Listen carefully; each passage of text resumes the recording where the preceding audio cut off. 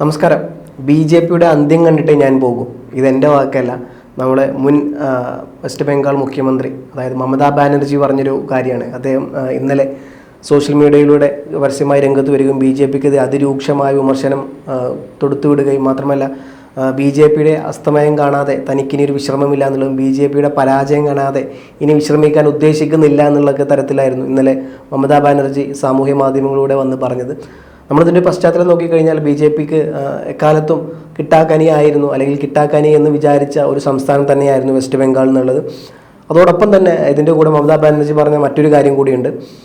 നിങ്ങൾക്കൊരു പക്ഷേ ഞങ്ങളുടെ MLA-മാർ MP-മാർ നമ്മൾക്ക് ഇപ്പോൾ കഴിഞ്ഞാൽ മനസ്സിലാവും നമുക്ക് എത്രത്തോളം MLA-മാർ പോയി എന്നുള്ളത്. ഏകദേശം 50ഓളം MLA-മാർ അവരാണ് യഥാർത്ഥ തൃണമൂൽ കോൺഗ്രസ് എന്ന് അവകാശപ്പെട്ടുകൊണ്ട് സഭയിലിരിക്കുന്നു. അവരാണ് യഥാർത്ഥ പ്രതിപക്ഷം എന്ന് പറഞ്ഞുകൊണ്ടിരിക്കുന്നു. അപ്പുറത്ത് BJP ഒറ്റയ്ക്ക് 207 സീറ്റിൻ്റെ ഭൂരിപക്ഷത്തിൽ ഒറ്റയ്ക്ക് ഇരുന്ന് ഭരിക്കുന്നുണ്ട് അവിടെ. മറുവശത്ത് ഈ പറഞ്ഞ പോലെ തൃണമൂലിൻ്റെ ഏകദേശം 50ഓളം MLA-മാരും 20ഓളം MP-മാരും ഈ MLA-മാർ പറഞ്ഞ പോലെ അവരാണ് യഥാർത്ഥ തൃണമൂൽ കോൺഗ്രസ് എന്ന് പറഞ്ഞ് അവകാശവാദം ഉന്നയിച്ചുകൊണ്ട് തെരഞ്ഞെടുപ്പ് കമ്മീഷനെ നേരിട്ട് കാണുന്നുണ്ട്. അവർ കത്തയച്ചിട്ടുണ്ട്. മാത്രമല്ല മമതാ ബാനർജിയും ഈ വിഷയവുമായി ബന്ധപ്പെട്ടെങ്ങാണ്ട് കോടതിയിലോട്ട് നീങ്ങുന്നുണ്ട്. അതൊരു വശത്ത് നടക്കുന്നു. മറുവശത്ത് ഈ പറഞ്ഞ പോലെ BJP-യെ താഴെ ഇറക്കും എന്ന് നഖശിഖാന്തരം എതിർത്തുകൊണ്ടാണ് മമതാ ബാനർജി രംഗത്തോട്ട് വരുന്നത്. മമതാ ബാനർജിക്ക് ഇത് എത്രത്തോളം സാധ്യമാകും എന്നുള്ളതറിയില്ല. എന്നിരുന്നാൽ പോലും വലിയ തരത്തിൽ BJP-ക്കൊപ്പം അല്ലെങ്കിൽ BJP-യെ പോലെ തന്നെ ചെറുത്ത് നിൽക്കുന്ന ഒരു രാഷ്ട്രീയ മെയ്വഴക്കമുള്ളൊരു നേതാവ് തന്നെയാണ് മമതാ ബാനർജി. നമുക്കറിയാം കോൺഗ്രസിൻ്റെ പല നേതാക്കന്മാരും ഒരു ഉദാഹരണം പറയുകയാണെന്നുണ്ടെങ്കിൽ ഹിമന്ത ബിശ്വ ശർമ്മ അസമിൻ്റെ മുഖ്യമന്ത്രിയാണ്. കോൺഗ്രസിൻ്റെ സമുന്നതനായ നേതാവായിരുന്നു അസമിലെ. പക്ഷേ അദ്ദേഹം എങ്ങനെയാണ് BJP-യിലോട്ട് പോയത്? ഒരുപാട് അഴിമതി BJP-യുടെ പഴയ യൂട്യൂബ് ചാനലിലൊക്കെ ഏറ്റവും താഴോട്ട് പോയി കഴിഞ്ഞാൽ നമുക്ക് കാണാൻ പറ്റും. അന്ന് BJP നേതാക്കന്മാർ വീഡിയോ സഹിതം ഹിമന്ത ബിശ്വ ശർമ്മ അഴിമതി പൈസ വാങ്ങുന്നതിൻ്റെ വീഡിയോ സഹിതം അവരുടെ സാമൂഹ്യ മാധ്യമങ്ങളിൽ BJP അക്കൗണ്ടിൽ ഇട്ടിട്ടുണ്ടായിരുന്നു. അതേ ഹിമന്ത ബിശ്വ ശർമ്മയെ പിന്നീട് BJP പിൽക്കാലത്ത് വാഷിംഗ് മെഷീനിലിട്ട് ക്ലീനാക്കി എടുക്കുന്നു. പിന്നീട് അവരുടെ മുഖ്യമന്ത്രിയായി കൊണ്ടുവരുന്നു അസമിൽ. എന്നിരുന്നാൽ പോലും പിന്നീട് ഈ പറഞ്ഞ പോലെ അസമിൻ്റെ മുഖ്യമന്ത്രിയായി ഹിമന്ത ബിശ്വ ശർമ്മ മുഖ്യമന്ത്രി സ്ഥാനം ഏറ്റെടുക്കുന്നു. വർഗീയതയ്ക്ക് ഒട്ടും കുറവില്ലാണ്ട് എനിക്ക് തോന്നുന്നു നല്ല ശതമാനം ഈ വർഗീയത പറയുന്ന നേതാക്കന്മാരെ BJP പർച്ചേസ് ചെയ്യുന്നത് BJP പ്രൊഡക്റ്റായ നേതാക്കന്മാർ പോലും ഇത്രയ്ക്ക് പച്ചക്ക് യോഗി ആദിത്യനാഥ് നമുക്കറിയാം ഒരു BJP പ്രൊഡക്റ്റാണ്. പക്ഷെ അദ്ദേഹം പോലും ഹിമന്ത ശർമ്മ പറയുന്ന പോലെ തരത്തിലുള്ള ഒരു പച്ച വർഗീയത പറയാറില്ല.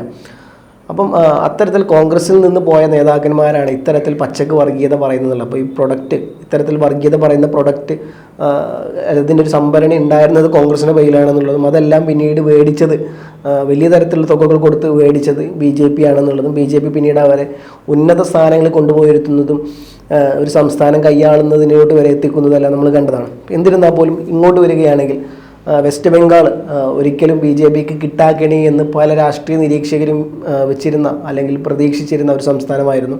അപ്പോൾ നമ്മൾ നോക്കുകയാണെന്നുണ്ടെങ്കിൽ 2016 അന്ന് വെറും 3 സീറ്റ് മാത്രമാണ് BJP-ക്ക് ഉണ്ടായിരുന്നത്. വലിയ ഭൂരിപക്ഷത്തിലായിരുന്നു അന്ന് തൃണമൂൽ കോൺഗ്രസ് ജയിക്കുന്നത്. അതിനു മുമ്പ് നോക്കുകയാണെന്നുണ്ടെങ്കിൽ അവിടെ CPM-ൻ്റെ ഒരുക്കുകോട്ടയായിരുന്നു. CPM-നെ ഇല്ലാണ്ടാക്കിക്കൊണ്ട് പിന്നീട് മമതാ ബാനർജിയുടെ തൃണമൂൽ കോൺഗ്രസ് വരുന്നു. ഈ തൃണമൂൽ കോൺഗ്രസ് എന്ന് പറയുമ്പോൾ മമതാ ബാനർജി യൂത്ത് കോൺഗ്രസിൻ്റെ വലിയ നേതാവായിരുന്നു. അവിടുന്ന് രാജിവെച്ചിട്ടാണ് പിന്നീട് പോകുന്നത്. തൃണമൂൽ കോൺഗ്രസ് രൂപീകരിക്കുന്നത്, വെസ്റ്റ് ബംഗാൾ പിടിച്ചെടുക്കുന്നതൊക്കെ. എന്നിരുന്നാൽ പോലും ഇത്തരത്തിൽ 2016 വലിയ തരത്തിൽ വിജയിക്കുന്നു. അന്ന് വെറും 3 സീറ്റായിരുന്നു അന്ന് ഉണ്ടായിരുന്നത്.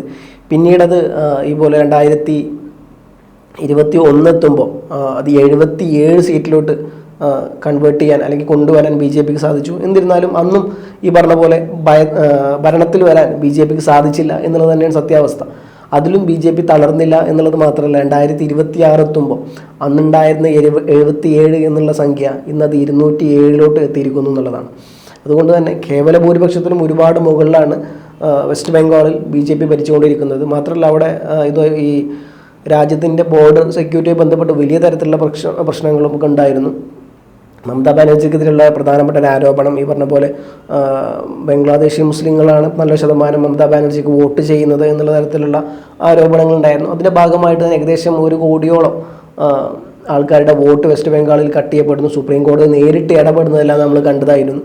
അതിൻ്റെ ഭാഗം പിന്നീടും ഈ പറഞ്ഞ തെളിവ് സഹിതം താൻ ഇന്ത്യൻ പൗരനാണെന്നുള്ളത് സമർത്ഥിച്ച ഏകദേശം 20 ലക്ഷത്തോളം 25 ലക്ഷത്തോളം ആൾക്കാരുടെ വോട്ട് വീണ്ടും SIR കട്ടാക്കപ്പെടുന്നു. അപ്പോൾ ഇത്തരത്തിൽ വലിയ പ്രത്യാരോപണങ്ങൾക്ക് വിധേയമായ രാഷ്ട്രീയത്തിൽ ഇന്നേ വരെ കണ്ടിട്ടില്ലാത്ത വലിയ തരത്തിലുള്ള കോളിളക്കം സൃഷ്ടിച്ച വലിയ തരത്തിലുള്ള ചർച്ചകളിലോട്ട് പോയ ഒരുപക്ഷെ കൊമ്പ് കോർത്ത മമതാ ബാനർജി നേരിട്ട് BJPയുമായി കൊമ്പ് കോർക്കുന്നു. മാത്രമല്ല ED ഉദ്യോഗസ്ഥർ വരുമ്പോൾ ED ഉദ്യോഗസ്ഥർ അതേ നാണയത്തിൽ തിരിച്ചടിക്കുന്നു. CBI ഉദ്യോഗസ്ഥർ വരുമ്പോൾ തൻ്റെ പോലീസ് ഉദ്യോഗസ്ഥരെ വെച്ചുകൊണ്ട് അതേ CBIയെയും EDയെയും അറസ്റ്റ് ചെയ്യുന്നു. ഇത്തരത്തിൽ വരെ ഒരുപക്ഷെ കോൺഗ്രസോ മറ്റ് പ്രതിപക്ഷ പാർട്ടികൾ പോലും കാഴ്ചവെക്കാത്ത തരത്തിൽ BJP അതേ നാണയത്തിൽ തിരിച്ചടിക്കുന്ന ഒരു നേതാവായിരുന്നു മമതാ ബാനർജി. മമതാ ബാനർജിയാണ് പിൽക്കാലത്ത് ഈ പറഞ്ഞ പോലെ വെസ്റ്റ് ബംഗാൾ ഈ 2026 ഇലക്ഷനിൽ അതിദയനീയമായി തോറ്റു എന്ന് മാത്രമല്ല കൂടെ ഉണ്ടായിരുന്ന MLAമാരെല്ലാവരും മറുകണ്ഠം ചാടുന്നു. ഏകദേശം 50ഓളം MLAമാർ അവരാണ് യഥാർത്ഥ തൃണമൂൽ കോൺഗ്രസ് എന്ന് പറഞ്ഞ് നിയമസഭയിലെത്തുന്നു. ഏകദേശം 20ഓളം MPമാർ അവരാണ് യഥാർത്ഥ തൃണമൂൽ MPമാരെന്ന് പറഞ്ഞ് മറ്റൊരു പാർട്ടിയിൽ ജോയിൻ ചെയ്തിട്ട് അവർ BJPയിലോട്ട് മെർജ് ചെയ്യുന്നു. ഇത്തരത്തിലുള്ള രാഷ്ട്രീയ സമവാക്യങ്ങളാണ് അവിടെ നടക്കുന്നത്. ഇപ്പോൾ മമതാ ബാനർജി പരസ്യമായി വെസ്റ്റ് ബംഗാളിലെ ജനങ്ങളോട് മാപ്പ് പറയുന്നു. തങ്ങളുടെ MLAമാരും MPമാരും ഇത്തരത്തിൽ മറുകണ്ഠം ചാടിയതിന് വെസ്റ്റ് ബംഗാളിലെ പൊതുസമൂഹത്തോടും പൊതുജനങ്ങളോടും താൻ മാപ്പ് പറയുന്നു എന്നാണ് സോഷ്യൽ മീഡിയയുടെ മമതാ ബാനർജി പരസ്യമായി പറഞ്ഞത്. അപ്പം ഇത്തരത്തിൽ BJP ഒരിക്കലും കയറില്ല എന്ന് ഒരുപക്ഷെ കേരള രാഷ്ട്രീയത്തിൽ ഇന്ത്യൻ രാഷ്ട്രീയത്തിലെ ചാണക്യന്മാർ പോലും വിചാരിച്ച ഒരു സ്ഥലത്ത് BJP കയറുന്നു. അത് നല്ല വഴിയിലൂടെയാണോ അല്ലയോ എന്നുള്ളത് രണ്ടാമത്തെ ചോദ്യം. എന്നിരുന്നാൽ പോലും BJP അത് കയറി എന്നുള്ളതാണ്. അപ്പം മമതാ ബാനർജി ഇപ്പം കൊടുത്ത ഒരു ബൈറ്റിൽ പറയുന്നത് ഇനി BJPയുടെ അന്ത്യം കാണാതെ തനിക്ക് വിശ്രമമില്ല എന്നുള്ളതും BJPയെ ഇല്ലാണ്ടാക്കും എന്നുള്ള വലിയ തരത്തിലോട്ടുള്ള പ്രഖ്യാപനങ്ങളും അല്ലെങ്കിൽ വെല്ലുവിളിയൊക്കെ നടത്തുന്നുണ്ട്. അത് മമതാ ബാനർജിക്ക് സാധിക്കുമോ എന്ന് ചോദിച്ചു കഴിഞ്ഞാൽ എൻ്റെ ഒരു അഭിപ്രായം ഞാൻ പറയുകയാണെങ്കിൽ പേഴ്സണലി നിലവിലെ സാഹചര്യത്തിൽ അതിന് സാധിക്കില്ലായിരിക്കാം. പക്ഷേ അങ്ങനെ സാധിക്കുന്ന ഒരു സന്ദർഭം ഉണ്ടെങ്കിൽ അതിന് പറ്റിയ നേതാവ് അത് രാഹുൽ ഗാന്ധിയോ മറ്റ് നേതാക്കന്മാരോ ഒന്നുമല്ല, അത് മമതാ ബാനർജി തന്നെയാണ്. എന്തുകൊണ്ടും ഞാൻ വിചാരിക്കുന്നത് ഇന്ത്യ സഖ്യത്തിൻ്റെ നേതാവായി രാഹുൽ ഗാന്ധിയേക്കാൾ അല്ലെങ്കിൽ ഈ പറഞ്ഞ പോലെ ലോക്സഭയിൽ രാഹുൽ ഗാന്ധിയേക്കാൾ പ്രതിപക്ഷ സ്ഥാനത്ത് നിൽക്കാൻ എന്തുകൊണ്ടും കഴിവുള്ള അല്ലെങ്കിൽ തൻ്റെ ഇടമുള്ള നേതാവ് എന്ന് പറഞ്ഞാൽ അത് ദീദി തന്നെയാണ്. ദീദിക്കപ്പുറം രാഹുൽ ഗാന്ധിക്കൊന്നും സാധിക്കില്ല എന്നുള്ളത് തന്നെ. പക്ഷേ ദീദി തിരിച്ച് കോൺഗ്രസിലോട്ട് പോകുമോ എന്നുള്ള വലിയ ചോദ്യം ഇനി മുമ്പിൽ കിടക്കുന്നുണ്ട്. കാരണം സ്വന്തം പാർട്ടി ഇല്ലാണ്ടാകുന്നു, എല്ലാം ഇല്ലാണ്ടാകുന്നു, കാൽത്തട്ടിൽ മണ്ണ് പോലും ഒലിച്ചു പോകുന്നു. അപ്പോൾ ഈ ദീദിയുടെ അടുത്ത അഭയം എങ്ങോട്ടായിരിക്കും എന്നുള്ള വലിയ ചോദ്യചിഹ്നം അവിടെ കിടക്കുന്നുണ്ട്. എന്തായാലും മമതാ ബാനർജിയുടെ ഈ വെല്ലുവിളി BJPയുടെ രോമത്തിൽ പോലും തൊടുമോ എന്നുള്ള വലിയ ചോദ്യചിഹ്നം അവിടെ കിടക്കുന്നുണ്ട്. അപ്പം ഈ വിഷയത്തിൽ BJP എന്ത് നിലപാടെടുക്കും, അല്ലെങ്കിൽ BJP ഇതിന് മറുപടി കൊടുക്കുമോ, അല്ലെങ്കിൽ മറുപടി കൊടുക്കാത്തൊരാവശ്യമായി BJP ഇതിനെ തള്ളിക്കളയുമോ എന്നുള്ള വലിയ ചോദ്യചിഹ്നം വീണ്ടും അവിടെ കിടക്കുന്നു. എന്നിരുന്നാൽ പോലും വരും ദിവസങ്ങളിൽ കാത്തിരുന്ന് കാണാം BJP ഇനി ഇതിന് വല്ല മറുപടി കൊടുക്കുമോ എന്നുള്ളതും. അതല്ല BJPയുടെ അസ്തമയം അല്ലെങ്കിൽ അസ്തമനം കണ്ടേ മമതാ ബാനർജി അടങ്ങും എന്ന് പറഞ്ഞുള്ള സ്ഥിതിക്ക് ആ അസ്തമനം ഇനി എങ്ങനെയായിരിക്കും, മമതാ ബാനർജിയെ കൊണ്ട് അതിന് സാധിക്കുമെങ്കിൽ അത് എന്നായിരിക്കും, അതിന് ഇന്ത്യ മുന്നണി വഹിക്കുന്ന റോൾ എന്തായിരിക്കും, ഒറ്റയ്ക്കായിരിക്കുമോ അതല്ല ഇന്ത്യ മുന്നിലെ മറ്റ് പാർട്ടികളുടെ സപ്പോർട്ട് ഉണ്ടാകുമോ, രാഹുൽ ഗാന്ധി വിഷയത്തിൽ എന്ത് നിലപാടെടുക്കും, വെസ്റ്റ് ബംഗാളിൽ കോൺഗ്രസും അതേപോലെ തൃണമൂൽ കോൺഗ്രസും കൈകോർക്കുമോ എന്നുള്ള ഒരുപാട് ചോദ്യചിഹ്നം വീണ്ടും മുമ്പിൽ കിടക്കുന്നുണ്ട്. എന്തായാലും വരും ദിവസങ്ങളിൽ കാത്തിരുന്ന് കാണാം മമതാ ബാനർജിയുടെ നിലപാടുമായി ബന്ധപ്പെട്ട് ഇനി ഏതൊക്കെ തരത്തിലായിരിക്കും മമതാ ബാനർജി നീങ്ങുക എന്നുള്ളത്.